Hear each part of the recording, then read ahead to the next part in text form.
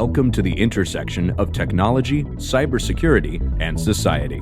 Welcome to ITSP Magazine. You're listening to a new The Hacker Factory podcast with hacker maker Phillip Wylie. You're about to discover what the role of a professional hacker entails, the different specializations it holds, and what it takes to learn and become one. Enjoy the conversation as Phillip and guests unveil the secrets of professional hacking, a mysterious, intriguing, and often misunderstood occupation. Knowledge is power, now more than ever. BugCrowd's award-winning platform combines actionable contextual intelligence with the skill and experience of the world's most elite hackers to help leading organizations identify and fix vulnerabilities, protect customers, and make the digitally connected world a safer place. Learn more at bugcrowd.com.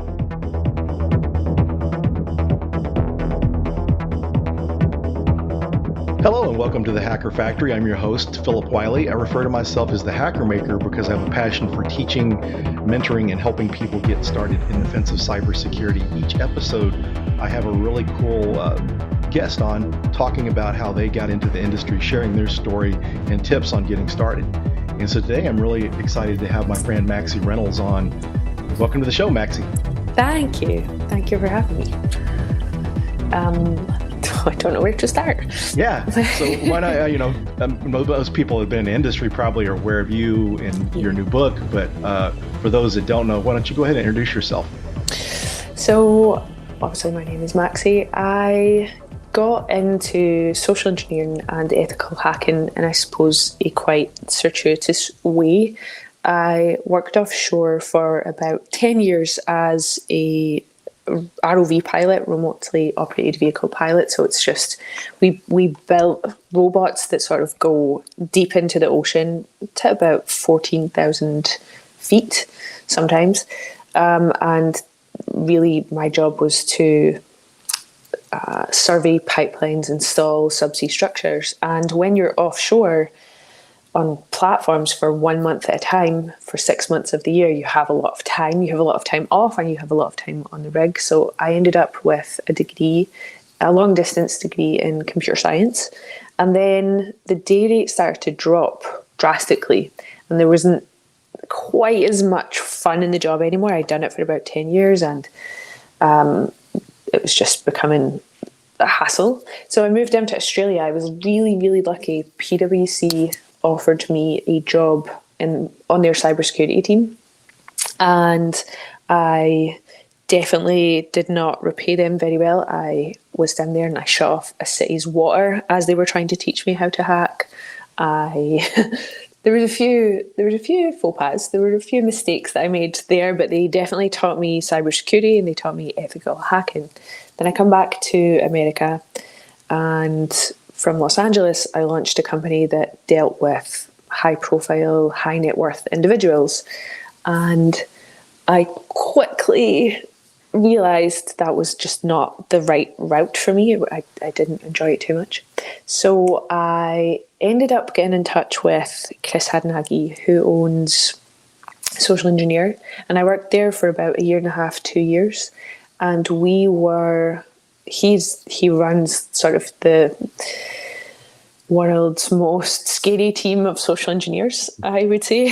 So there's a few of us, and our jobs, or my job and their job, is to physically, most often, break into buildings, both in the day and in the night. So our job is to get past any defenses that a company has, physical, personnel, electronic, whatever it is, somehow to get past those defenses and show the company how they're vulnerable that way.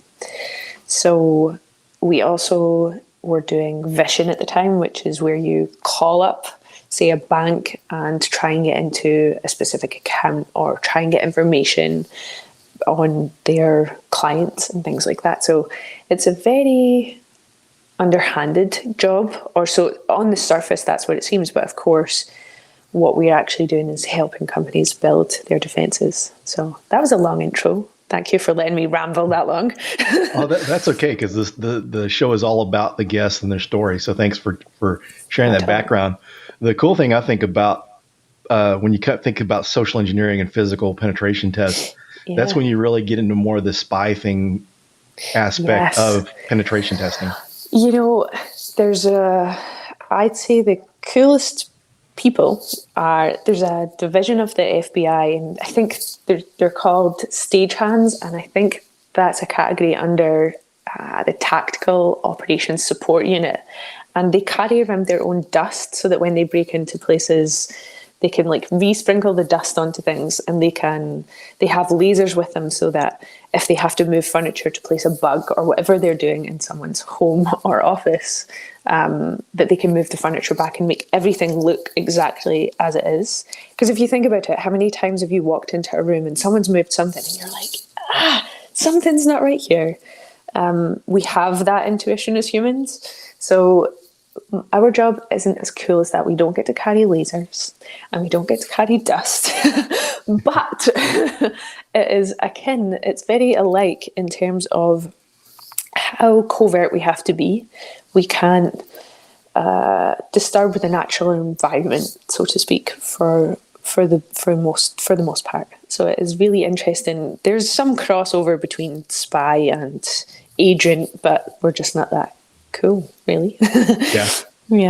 Yeah, some people like that could probably cross over that if they had the chance. Oh, absolutely. I think a few people that I've worked with over the years, I've often thought, are you agency? You seem a little unhappy, but you're so skilled. So yeah, I think a lot of people could cross over. I don't think I could. I would think it was too cool. I'd be calling my mum to say like, oh my God, you should see this job I've just done. And she'd be like, I don't think you should be sharing national security secrets with me, Matt. So yeah, but there would be some really cool stuff you'd want to put on Instagram, and you just can't do that. God, I share far too much on Instagram already. Yes, so I don't think they would ever enlist me. But yeah, before I forget about it too, you have a really cool Instagram, by the way. Oh, thank you. Yeah. I've been trying to make an effort to do something for the community and on Instagram, because I don't natively understand Twitter. So Instagram's my home, but there's not much on there for the security community. It's mainly just pictures. So there's a lot of cool things on Instagram, but they're not security centric. So I've been trying to post a lot of OSINT challenges. But if you've followed me in the last month, you've only heard about my book. So I'm sorry. Yes. Speaking of your book and your Instagram, I think it's really cool the way you laid out the book on your Instagram. So if you look at your account, that's pretty cool. Thank you. Because I racked my brains for so long about how do you get information out there about a book that's not sort of in a very humdrum way. And so the best I could come up with was 1,000 pictures to make one picture. So thank you. But and then I got someone got me a cake with the book covered on it, and that, like, I've never had as much love and support from people. They were all just like, I love that cake. Do you have any left? I was like, I'm not going to send you cake. You live in Israel. What? So. Yeah. So speaking of the book, so it's kind of cool. So if you would like to talk about your book and kind of your experience writing the book. So the book it's obviously about attacker mindset. It is a certain sort of cross section of skills and laws that I think you need in order to be a good ethical attacker. The one thing that I will say is putting ethical in front of the word attacker will not stop any unethical, non-ethical people looking at that and taking the information that I've given them. So some people are a little sort of antsy about, should you really be writing this? Especially people typically not in the cyber or information security industries. I think they wonder if it's safe, if it is ethical to teach people how to think like an attacker. And my sort of response to this is always, well, the solution to successfully fending off attacks and staying ahead of them is to be able to think like the people that sort of want to attack us. And I'm not teaching people to be malevolent or corrupt in the book. I'm actually trying to say, here's how to be ethical, here's how to test companies and things like that. So just a caveat for people who might be a bit like, oh, you're teaching people that? So sorry. Yeah, but I have to think too, because my background is teaching the subject of ethical hacking, and Yeah. it seems like to me that if you think back to the old days, back before all this information was ready available, only certain people knew how to find it, and a lot of people with bad intent knew how to find it. So people that were wanting to use it for good had no idea where to find this stuff. Yeah, so I think that's exactly right. There has to be, I don't think there should always be equal opportunity access to items, right? There's some courses in the world where you can only join if you're military or police or in sort of one of those factions. And I think that that's right in a lot of ways, course dependent and material dependent. But this is a mindset, and I don't think we can hold that back from any category of society, from any sort of faction of society. I think if you're interested in it, the information's there. If you're not interested in it, the information is still there for everyone. And it's a sort of, I don't really like adages so much, or platitudes, but I'm about to say one. I think that fighting fire with fire sometimes is the way forward. There are times in which thinking like the bad guy will defeat the bad guy. So I think it is important. Yeah, one of the things that's kind of interesting too, because I've read Chris Hadnagy's books, which are really good, and he kind of took the level and quality of social engineering books up from what was previously there. For sure, he lives and breathes social engineering. Though I've also read his books, and the Fish in Dark Waters is it brings you to a very sort of specific part of the social engineering world, but it's still so important to read. So I think that I've just fed into it myself. I've just given you the coolest parts of the job, right? Hey, we get to break into places, and we don't get to take dust, but we still get to break in, and there's lock picking, and there's, jumping walls and all of these things. But there's also what is perceived as to be the sort of more mundane parts of the job. And it's fishing. You're like, oh, you wrote a fish, like, congratulations. But what Chris has done is to sort of categorize social engineering and say, here is one broad category, and it's fishing, but it can be so powerful, so let me teach you. And then he's done that sort of across the board. And I do think that Chris is sort of going to be the grandfather. He will hate to hear that, but the grandfather of social engineering. I really do. And I'm no longer sort of with Chris's company, but I can't imagine a company doing what he does much better than him in terms of vishing and fishing. He really does it well. Yeah, when I first started doing any kind of social engineering, one of my teammates at the company I was consulting at recommended Chris's books, and that's where I got started. Yeah. Is that how you came to be in the ILF? Through reading his books? No, actually, I met, let's see, I'm trying to think how, I guess one of the first or probably one of the first or second DEF CONs I went to, which first one was in 2018. That's how I kind of got connected, and I knew some people in there too. Just like, I don't know what she wants people to know her real name, but the pseudo-fed, I remember when she was right before she become, her first DEF CON, she wasn't in the security industry, and then she ended up going to work for Chris and was involved with ILF. And actually, I guess Rachel Toback is how I found out about ILF. Yeah. I haven't met Rachel. I don't know her, but I've only heard good things. So I'm going to have to reach out at some point, I think. Because I'd followed her on Twitter, and in like 2018, she was doing like a fundraiser for WISP, Women in Information Security and Privacy. Yeah. And I was doing things to try to help. I did some T-shirt fundraisers to try to help that out. And I remember during one of her presentations, I remember somewhere someone mentioned Innocent Lives Foundation, but totally forgot the name. And then she was doing a talk or somewhere, and I found out about Innocent Lives. And so then I kind of directed my fundraising efforts to Innocent Lives Foundation. So that's how I got involved. Nice. It's a good organisation. There's also I'm gonna screw up that and I'm gonna have to write it or say it out. The National Child Task Safety. Dear God. Yes. Yeah. Do you know it? I know who you're talking about. Yeah. Okay. Good. Also a very good organisation. Can you help me say it? Yeah, it's National Child. It's NCTF or something like that. Yeah. Oh my God, this is terrible. I put them in the book. Oh God. But I got to meet Kevin. I guess he's the founder at he's out of Arkansas at the last DerbyCon. ILF had a reception, and I got to meet him. The last DerbyCon. I think I have it in here. I'm gonna look.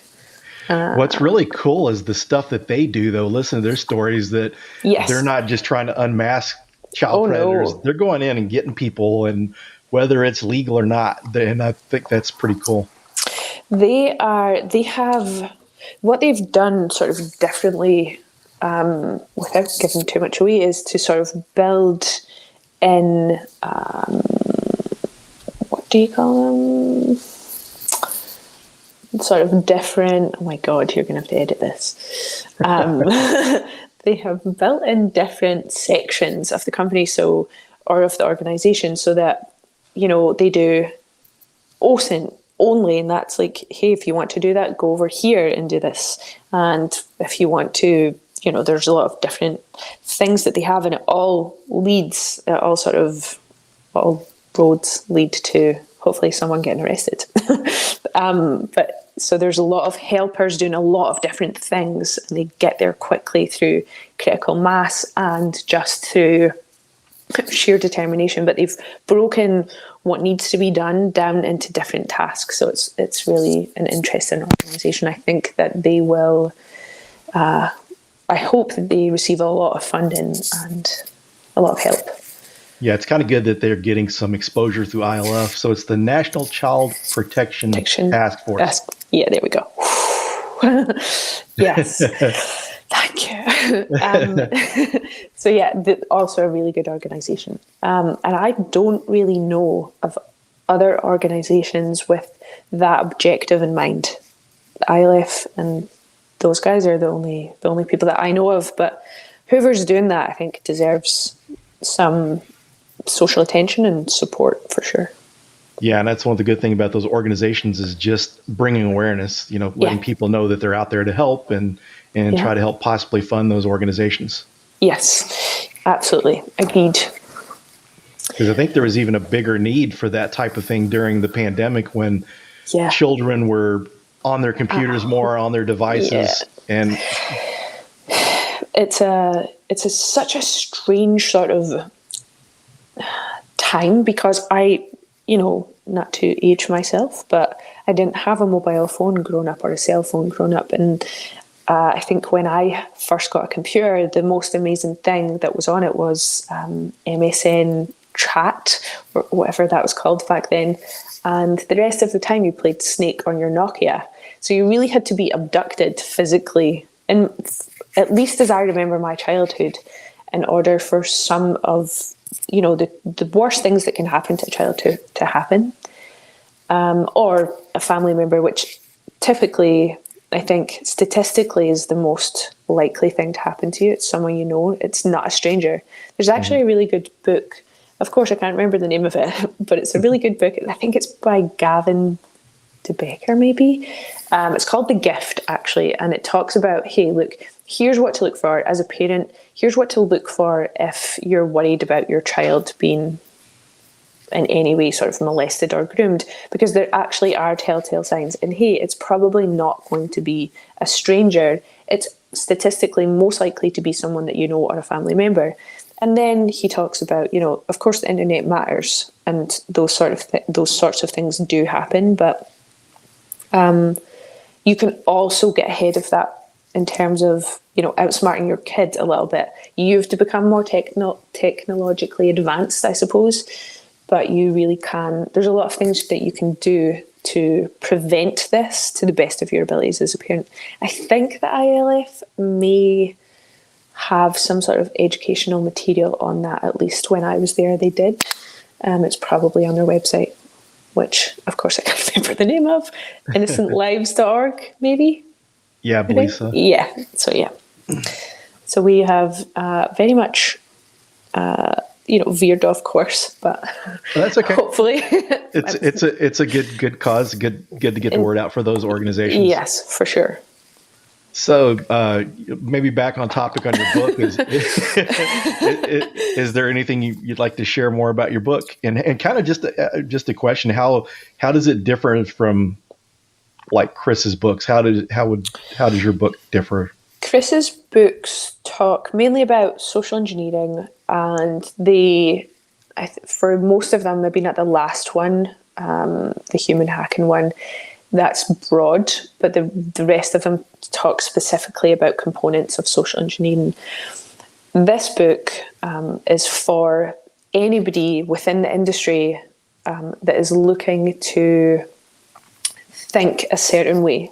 So it's not just for social engineers, because you can be a social engineer without any semblance of attacker mindset. You can actually be a pen tester, a network pen tester, without any understanding of how an attacker thinks, and one of the things the book talks about is critical thinking, linear thinking, and non-linear thinking. So in any case, if you want to be a social engineer, if you want to be a pen tester, if you want to be just a blue teamer, whatever it is that you want to do within the industry, you'll need critical thinking, right?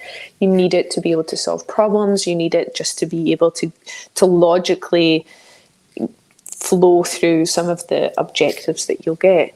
But also what an attacker needs is an understanding of non-linear thinking. So not every problem can be solved by starting at the start of it.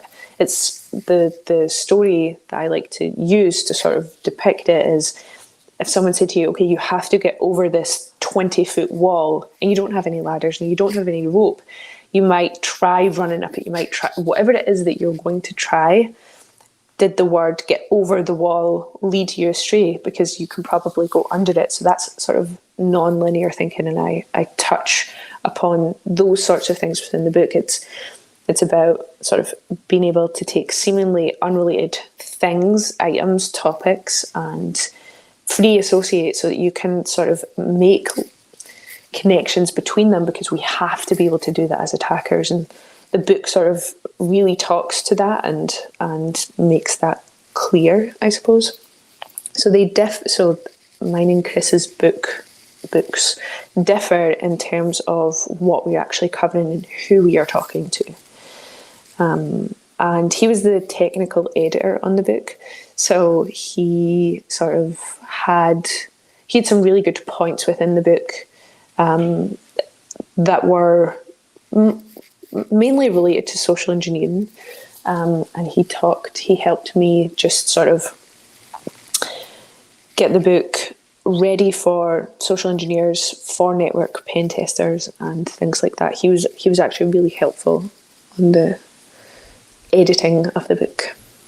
Very cool. And one of the things too, even I know the books are not the same, but one of the things to keep in mind, I think it's good to have different books out there too, is some people's point of view people understand better than someone else's. You know, you say something just a certain way that someone gets.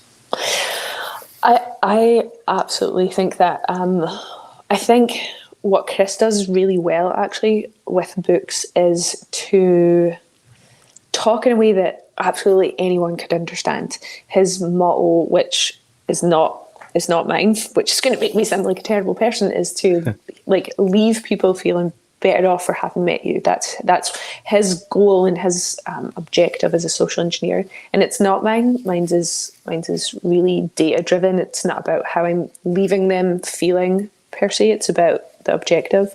But what he does is to really take something, and I want to say water it down. That sounds mean, and I actually don't mean it to be. He takes concepts that might scare people off and brings them mainstream. This book, the Attacker Mindset book, it's trying to bring that concept mainstream, but there's so much there that it actually needs to be 3 or 4 books talking about the different components of the mindset, because there was a lot to fit into this book. And I think your first question to me was, tell us how it was to write a book. And I don't think I answered that. So what I'm going to do is answer it now. It was difficult because there's a certain sort of, thinning out of information that you have to do. You can't just ramble for 4 books worth of pages. So I had to take the core concepts, the core laws, and cognitive skills, try and fit them in here, and I hope it's worked. The feedback is that it's worked, but yes, it's an interesting book, I think, in terms of what it encompasses, because there's just so much in a mindset. If you picture yourself having to write down your mindset, like, you'd think it would take a lifetime. So it was difficult, and I had about 8 weeks to do it. So oh wow, that's pretty quick. Yeah, I think Wylie hates me. They were like, yeah, if you can do it in 8 weeks, we'll take it. And hoping, like, just thinking she'll never do it. She'll never manage. And 8 weeks later, I was like, here we go. And then it got sent to a round of editors, including Chris. So yeah. Oh, very cool. So, is there anything that I didn't cover? I know I rambled a lot. I think you covered it pretty good, but one of the things I would like to get your advice on is a lot of people, that listen to this podcast are trying to get started. Is there any advice that you would share with anyone wanting to get started? Yeah, absolutely. There are a few things I would say. One is that there is no social engineering, for one, is quite a new industry. Network pen testing or app pen testing or just pen testing, they have sort of stronger legs. There are more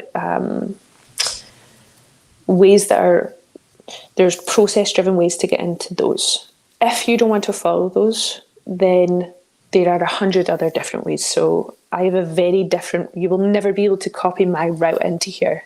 And I quickly learned that as I was trying to get in. I'm not going to be able to emulate someone else's route. I'm going to have to take my own sort of thing. And I think that's number one thing to keep in your mind. There's no right or wrong way to do it. There's just trying to do it. If I had never have met Chris, if he had have never given me a job, I think what I would have done would have been to start a company and offer my services just to other companies, just say, hey, would you like to partner up with me? If they're not taken on, if they can't take on people at the time, just offer them your services as a contractor. If they can't do that, then leave your name with them. They might come back to you. Be involved in the community. This community is so small, but so helpful. It's sort of small and mighty all at once. I've never been turned away for help. I went to Tanya Janica, how do you say her name? Yep. And asked for help. Now, she's never met me. She doesn't know me. And I asked her for a couple of things and she was like, absolutely. And she got back to me straight away. That's pretty anecdotal, of course, but I've never been turned away for help in this community. So if you're looking for something and you're serious about it, and I think that's the caveat here, that's the catch point. You have to be serious. I would say, just out of respect for people, not to bother them unless you are seriously trying to get into work. The other thing, and it's really a point for everyone and a point of hope, is that we are understaffed. We need people within this industry in all parts of it, in the ethical network pen testing, in social engineering, in red teams, blue teams, doesn't matter where it falls in the industry. We need people. We're understaffed. So if you can get educated, then you probably, apply to a lot of places, and the likelihood is that you get a job. And the other thing I would say is I went to PwC in Australia as a graduate. I went onto their graduate team and I was 10 years older than everyone else because I was an old graduate. I'd worked offshore for 10 years. So there's a little bit of, when I was going into that job, I was thinking, oh God, this is going to be embarrassing. I don't know what 20-year-olds are like anymore, and oh no, they're just like me at 20, which honestly is not that good.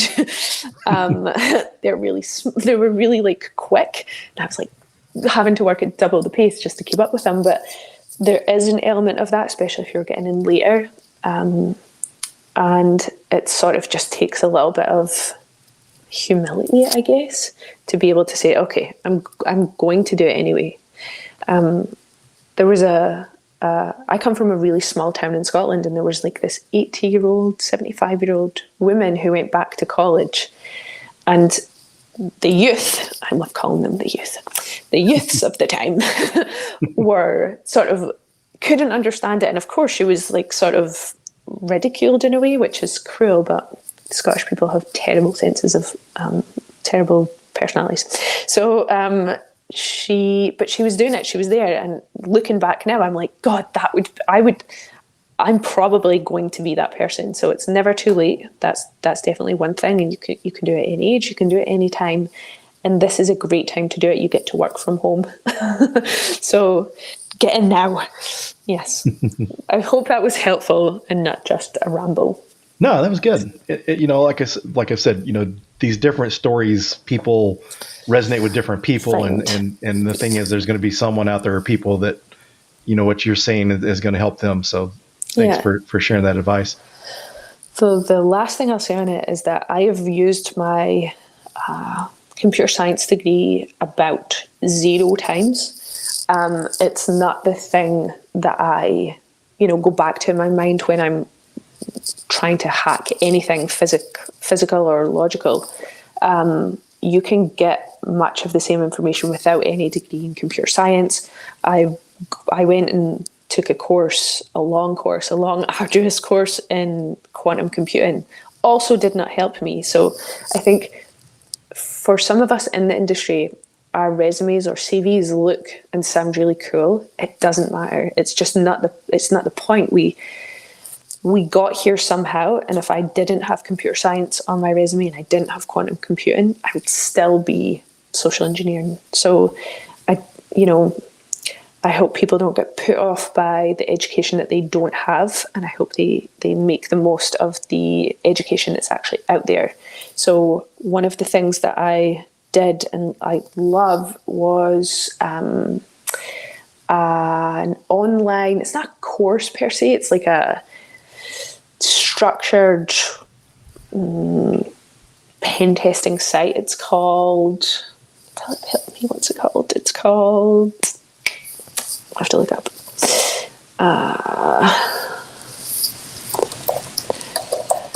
So thinking of degrees and education stuff, so someone like doing what you're doing, if someone with a psychology degree may be better, that would be amazing. Yeah. Like, especially for social engineering. Yeah. If you have any sort of anthropological bone in your body, social engineering becomes very easy. It is what you need for social engineering more than sort of anything else is a high EQ. So if you have that, you're already better than most of us. Pen tester labs. I started out with pen tester labs just to keep going. I love That's a good one. Labs. It's so good. A good one. It really is good. That would be one. I recommend that to everybody. If you're working your way up to OSCP, I would go to pen tester labs. I really like that whole just environment.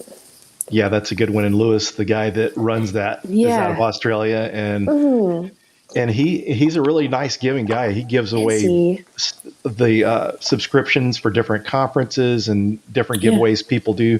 I was running a bug bounty summit for Texas. That wasn't Texas Cyber Summit, it was for the Grey Hat conference last year.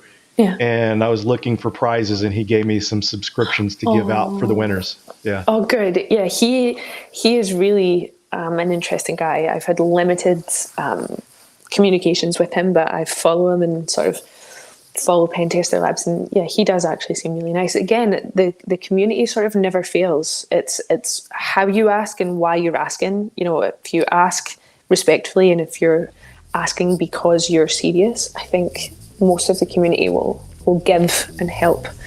And I don't know if that's said about every industry. I'm not sure if it seems like, a platitude or an overused or really a lie, but my honest understanding and experience of this community is that if you ask, you will be helped. So that is absolutely the way in. Come, just barge your way into the community. We'll give you a job. It's fine. But yeah. Well, we're getting down towards the end of the show. Is there anything you'd like to share before we end? I don't think so. I feel like it's one of those things, the problem with podcasts for ambiverts, like me, sort of right in the middle of that spectrum, is you never know if you're talking too much or if you're talking too little. So I will go with the maybe I've talked too much and just be quiet. So no, you did great. You did great. Thanks so much for having me. It was really nice. Nice Sunday morning. Hello world. Thanks, and it is an honor having you on the show. No, not at all. Thank you. Thank you very much. Thanks, everyone, and we'll see you on the next episode. Bye. BugCrowd's award-winning platform combines actionable contextual intelligence with the skill and experience of the world's most elite hackers to help leading organizations identify and fix vulnerabilities, protect customers, and make the digitally connected world a safer place. Learn more at bugcrowd.com. We hope you enjoyed this episode of the Hacker Factory podcast with Phillip Wylie. If you learned something new and this podcast made you think, then share itspmagazine.com with your friends, family, and colleagues. If you represent a company and wish to associate your brand with our conversations, sponsor one or more of our podcast channels. We hope you will come back for more stories and follow us on our journey. You can always find us at the intersection of technology, cybersecurity, and society.